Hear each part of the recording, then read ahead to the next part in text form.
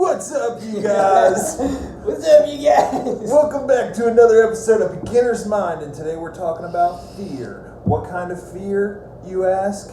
We're talking about dread. Illogical fear. Fear. The feelings of fear in recovery. Yeah. So... It's a real thing, man. I don't know why, but it's a fucking real odd thing. I feel like I always think back, like when I feel fear today and shit, I'm like, man, I used to never feel this way. Because I was getting high, man. Drugs eliminated my fear. And I feel like... But did they? Yeah. Like, did falsely. They really? Yeah, not really. It was an illusion. But, I don't know, man. I'd be getting locked up in fear, and then I'd be comparing myself to other people. Like, man, I'm the only one that feels this way about fucking stupid shit. What? Like, well, give me an example.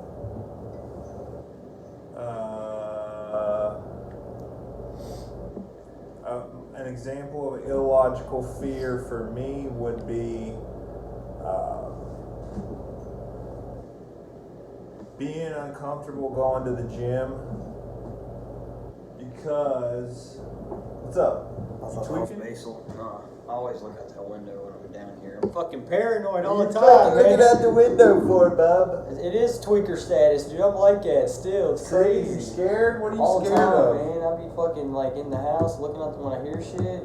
It's fucking weird, dude. I implemented all these weird behaviors when I got clean. When I used drugs, dude. It fucked me up. But like I hear like a small noise in my room, I jump up and look out the window. I'm like, what the fuck is that? It's fucking fear. It's a fear-based behavior that I have sometimes. It's not as bad, but I was bad in active addiction about paranoia and shit. Cause the drug I did the most was fucking uppers, and it fucked me up.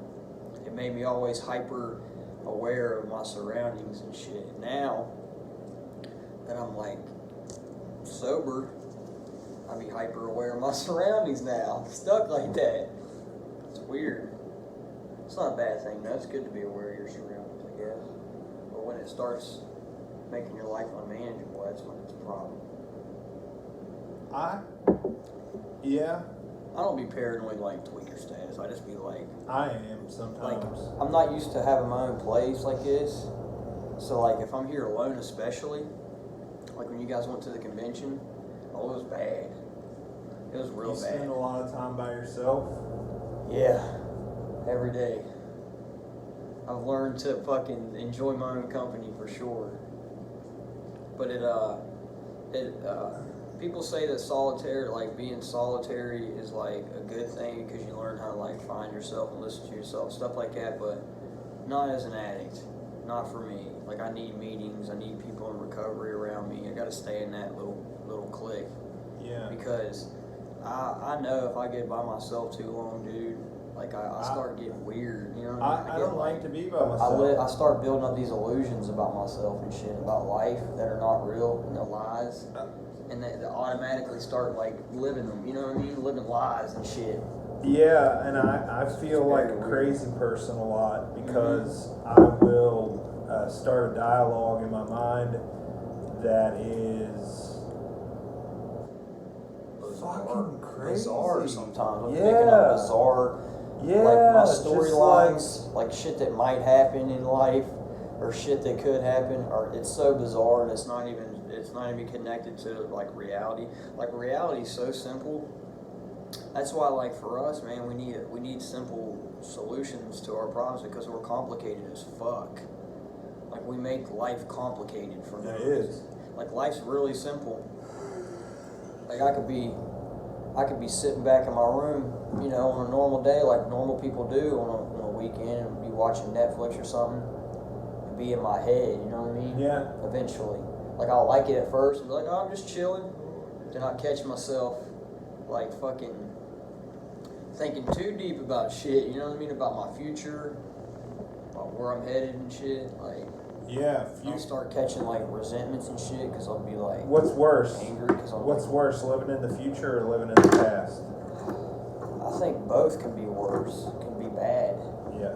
I mean, the past isn't a bad thing because it's what makes me who I am. But when it's bad, when it gets to a point where like I'm regretting the things I've done, or I'm starting to feel reliving feelings of guilt from things I've done and shit. Like, you know. I get a lot of fear when I'm just by myself with my daughter. I say by myself with my daughter because it's not like. Do you project like things that might happen that are out of your control and shit? Yeah, all the time. Like, it's torturous. One thing that I've realized is that I can't control my thoughts, and the more that I try to control my thoughts, the more I am met with resistance. And so my mind automatically goes to the worst possible things that could happen when I'm watching her, and I just have to have that thought and like observe it and observe it and not attach to it emotionally, and let that thought pass, and then not attach to it. Right. Just look at it as like it's just a thought. It's not who you are. You're not like identifying yourself with it. Like, allow yourself to detach from it. Yeah, a lot of the thoughts that I have that I can't control are just like fucking crazy. And I saw this thing the other day. There's a quote by Eckhart Tolle that said,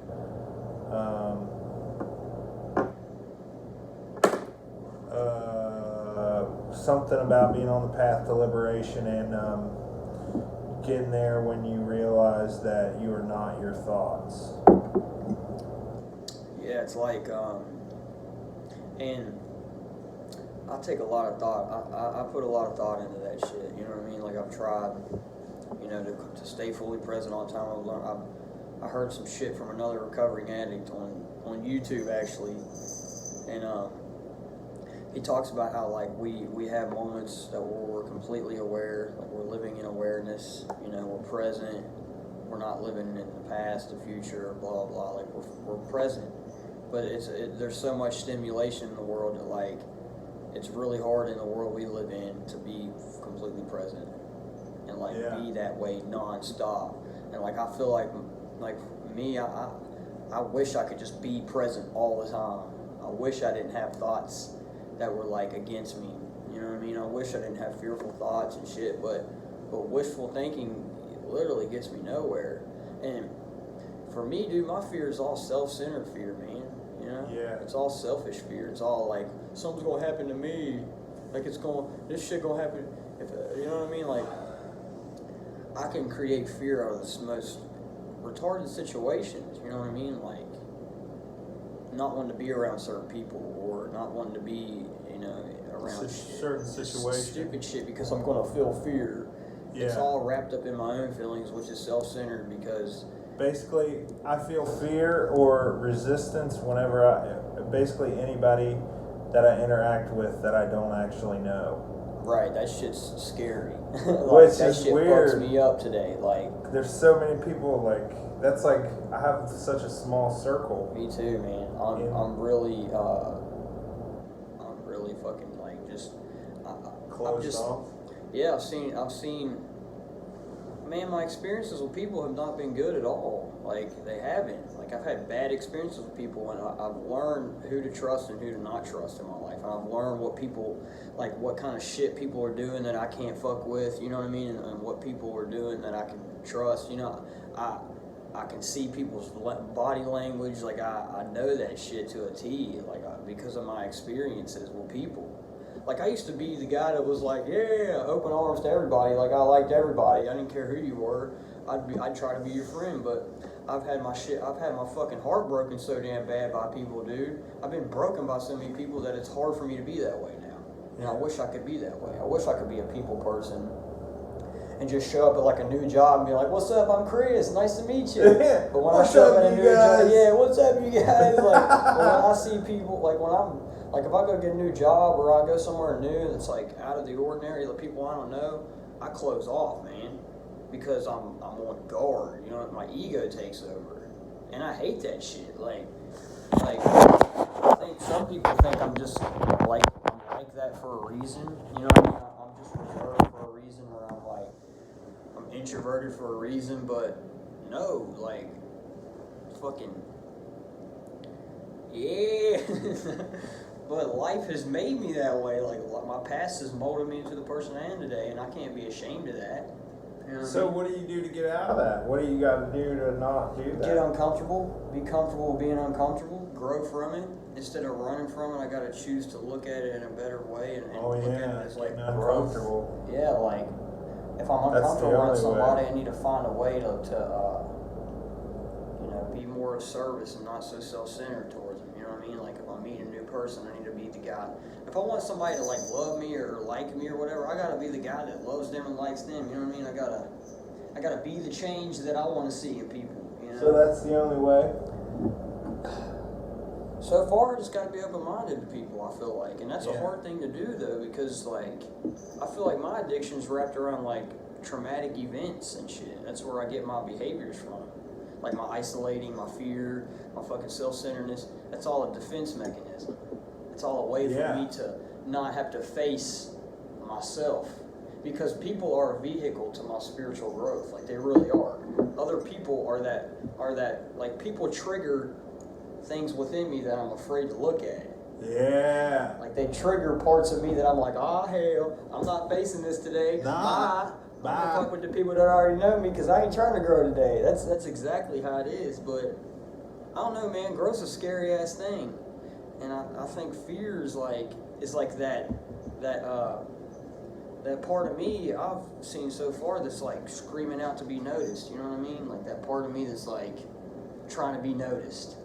Like there's a part of me inside of me that's like, all right, dude, let's move past this. Let's face this shit head on, no matter how scary it is, and let's grow from it. So it's all about what decision you make. Am I going to grow today, or am I going to stay? Run, you know what I mean? Stay here and where I'm at in this. And I think showing up is the first step, man. Like the other night at the meeting, I chaired the meeting. I showed up. I didn't want to, but I showed up. I faced my fears, and I did it because I haven't done it in a while. So it was like kind of like an unknown thing to me. It was weird, and I did it, and it helped. It helped, you know what I mean? And then Matt asked me to go to Sam's afterwards, and that shit was fucking. I was like, oh shit, you know what I mean? You didn't want to go? Immediately took over, you know what I mean?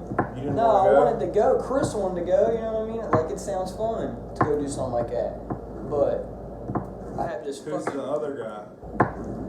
I just Who's call brother? it my ego. It's like my critic, my inner critic. Oh.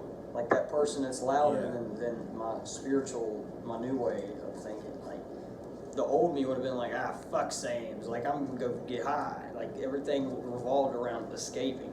But so like today. And even that negative part of your personality is still present. Yeah, it's there all the time. It's there, but what it's like the good wolf, bad wolf, and which one you choose to feed is the one that shows up the most, right? Yeah, hell yeah. Right. That's how I feel. I feel like I have two. I have light, or light and darkness, and good and bad, whatever you want to call it. That duality of man, and what I choose to engage with is what's going to keep showing up. Yeah. And how I'm acting is like what's going to keep popping up. It's wild, man. 'Cause like shit like that, like most of my problems today, or most of my like insecurities and shit, are not based in reality. Like in reality, people pretty much like me. Like people are like accepting of me when I'm around them. Like nothing has ever went bad since I've been clean, really. When it comes to my interactions with others and things like that. I'm usually a pretty likable person, but the person inside of me that's insecure and shit, that kid that was damaged when he was younger, you know what I mean? That person that's there, that's broken, it says the opposite. It says that people don't like me. It lies to me and tells me that this situation is going to be hard, when in reality it's just a simple situation. Like, that's the shit that I got to work through, and that's the hard shit to work through, man. That's that work, like in recovery. Like it takes work to stay clean. It's like me and this guy right here. We gotta work our asses off just to stay clean, like for real. Because we didn't just go smoke some weed and like decide to get clean. We went and did some fucked up drugs and like really was in it. You know what I mean? Yeah. And like now, we gotta work extra hard to just maintain sobriety because like we got all these forces that are in us.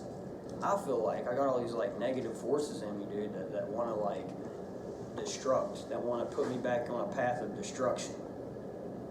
And it starts with them little voices, you know, those little those thoughts, you know, not voices. I don't hear voices, you know what I mean? But like, it's like those. It starts with these thoughts, man, and it's wild, dude. Yeah. The voice is my voice, so it's easy for me to buy into it. Yeah, that's why like this is like the longer I stay clean, the more I'm aware of my addiction and how it is a disease, man. Like people don't even understand that shit. It's not ever going to go away. They don't understand the battle. Like people don't understand the true battle of not only just trying to get clean, but staying clean is even more of a effort. Yeah. It takes effort. It takes a lot of courage to live this new way of life. Wake up every day and not be depressed as fuck, living in fear, wanting to not face reality, go to work, not wanting to be responsible. It takes a lot of effort not to want to fucking just give in to our behaviors that we know, you know, our fucking depressed thoughts, our fucking, you know, fearful behaviors. It's hard as hell to fucking get up out of bed and fucking like try a new way of life. Yeah. You know, it takes hard ass work. You know, it has for me at least, like, and it has for, you know. Me too. You too, man. Like, that's why me and you are so close, because, like, I don't know, man. I be thinking about this shit all day, you know what I mean? Like just fucking, how, like, fears that fucking, it plays a role, man. Too much of a role Most sometimes. of my negative behaviors is based from just fear, the feeling of fear. The reality is, though, that I don't have to make decisions based out of fear today. Right. And I shouldn't. Exactly. I do sometimes. But fear is a motivator for me. Right. I don't want to take up my old practices. I want to stay on this path. So that fear is. Fear being there is like it helps. It helps. Because it does go away slowly. It's like the more we connect ourselves with people and the program and shit, the more that fear goes away. Because like when I'm isolated, disconnected from people, it's when I'm disconnected is when I'm dealing with a lot of fear. You know what I mean? When I'm not connected with others, when I don't have acceptance, I'm not feeling no love from people. I really need a day between Saturday and Sunday. Hell yeah. Like an extra day for the weekend. I've been having weekends every day, dude, for fucking 3 weeks. I ain't got no fucking life. That's how I feel, man. It's crazy. We're going to part 2 this. We're going to part 2 this. We're at almost 20 minutes. Part 2. Part 2.